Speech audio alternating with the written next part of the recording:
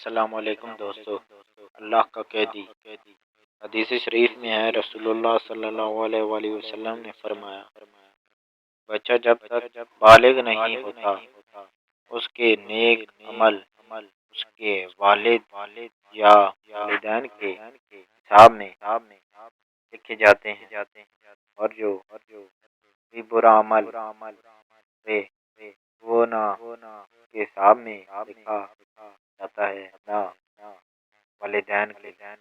جب وہ بالغ ہو جاتا ہے تو حساب کے لیے جاری ہو جاتا ہے، اور دو رشتے جو اس کے ساتھ رہنے والے ہیں ان کو حکم دے دیا جاتا ہے کہ اس کی عبادت ہیں اور قوت پہنچائیں۔ جب حالت اسلام میں 40 سال کی عمر کو پہنچ جاتا ہے، اللہ تعالیٰ اس کو 3 قسم بیماریوں سے محفوظ کر دیتے ہیں: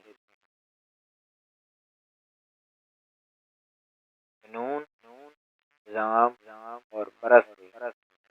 جب 50 سال کی عمر کو پہنچتا ہے اللہ تعالیٰ اس کا حساب ہلکا کر دیتے ہیں۔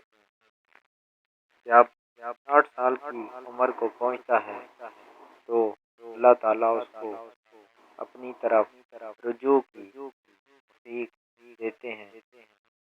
جب 70 سال کو پہنچتا ہے تو سب آسمان والے سے محبت کرنے لگتے ہیں، اور جب 30 سال کو پہنچتا ہے تو اللہ تعالیٰ اس کی نیکیوں کو لکھتے ہیں اور گناہوں کو معاف فرما دیتے ہیں۔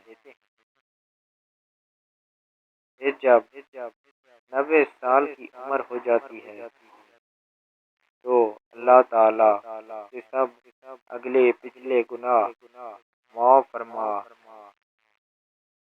دیتے ہیں اور اس کو اپنے گھر والوں کے معاملے میں شفاعت کرنے کا حق دیتے ہیں، اور اس کی شفاعت قبول فرماتے ہیں، اور اس کا لقب امین اللہ اور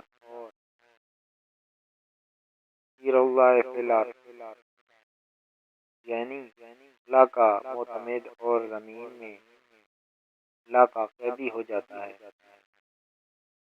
کیونکہ اس عمر میں پہنچ کر عموماً انسان کی قوت ختم ہو جاتی ہے، کسی چیز میں لذت نہیں رہتی، قیدی کی عمر گزارتا ہے۔